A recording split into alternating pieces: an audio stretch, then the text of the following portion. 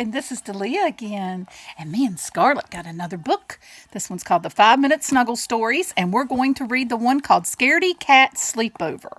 And she's got her Minnie there, and she's ready for me to read, aren't you? Are you excited? Yay! Scaredy-Cat Sleepover.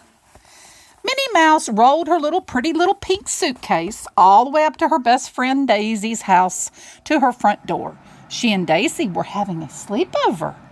The door flew open before Minnie even had a chance to ring the bell. "Hurry up!" cried Daisy. "I've got a ton of stuff planned for us to do." When they got inside, Daisy announced, "First, we're making cupcakes." The friends got right to work mixing and baking and decorating. "These look amazing if I do say so myself," Daisy said. "Tomorrow, let's leave some at Mickey's and Donald's house as surprises," Minnie suggested. Then she noticed the cupcakes were decorated just like the bows they were wearing. "Somehow, I have a feeling they'll know the cupcakes are from us."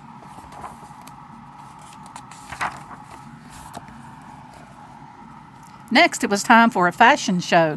Daisy brought out makeup and jewelry and some of her most glorious clothes. "We are going to look so cute," Daisy said. "Well, when we're done," Minnie looked at herself in the mirror. "I'm so sure I'm about cute," she said, laughing. "I think I accidentally made myself into a Christmas tree." Minnie decided that Christmas tree was probably not the next best fashion trend. So she and Daisy ditched their new looks and changed into pajamas instead. It was time to relax and enjoy a movie. "My TV gets 397 channels," said Daisy. "Let's see what looks good." The channels surfed until they came to a scary movie marathon. "Perfect," Minnie said. Uh-oh. Scary marathon. A movie called The Invisible Monster with 10-foot Claws was just beginning. Minnie and Daisy watched as an actress entered a spooky mansion. The door slammed behind her with a bang. "Eek!" Minnie and Daisy jumped. "You'll never get me, monster," the actress cried. But soon she heard the scritch-scratch of the monster moving toward her. The monster chased the actress all over the house. Luckily, she managed to escape, but Minnie and Daisy watched the rest of the movie with the lights on. Ooh, they were scared, wasn't they? They watched a scary movie and got scared. Did I turn the lights on? When the movie was over, the friends got ready for bed. Minnie tried not to jump every time she heard a strange sound.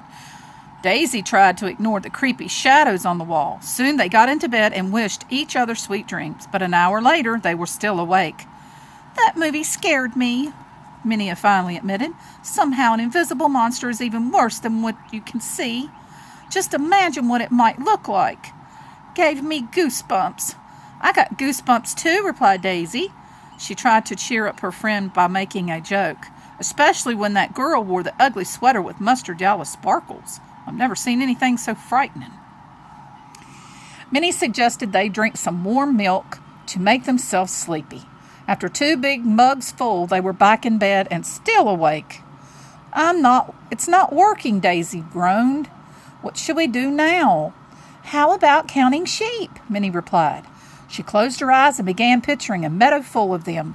Daisy closed her eyes too, but she decided to count other things instead. You see what Daisy's counting? She's counting jewelry and purses and shoes. Finally, the girls started to drift off, and then suddenly they heard a loud scratch.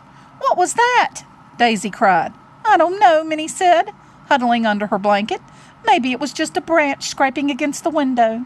"Yes, that must be it," replied Daisy, but she wasn't convinced. A few minutes later, they heard more scratching and then a loud screech. "Ah!" yelled the girls. "What if it's the invisible monster with 10-foot claws?" asked Daisy. Minnie took a deep breath. "Let's try to stay calm," she said. "I'm sure whatever's making those noises is perfectly harmless, and there's only one way to find out." "What's that?" asked Daisy. "We have to be like the girl in the movie and investigate," said Minnie. "Okay," Daisy nodded nervously, "but I'm not dressing like her." So the pair tiptoed toward the sound of the scratching. It seemed to be coming from outside the front door. Let's peek out the window, suggested Daisy. Maybe we can see something. Minnie pulled aside the curtain and let out a loud gasp. What is it? Asked Daisy. Kittens, cried Minnie. She quickly threw open the door and brought them inside.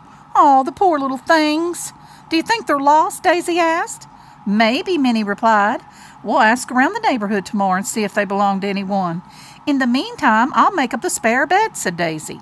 What spare bed? Minnie wondered. Daisy grabbed her laundry basket. This one, she said. Aw, it was kitty cats. They were trying to find a way to get help.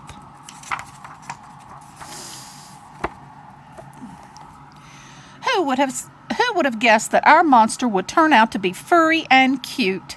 Minnie asked as she snuggled back into her sleeping bag. Not me, Daisy replied, and the two girls burst into giggles.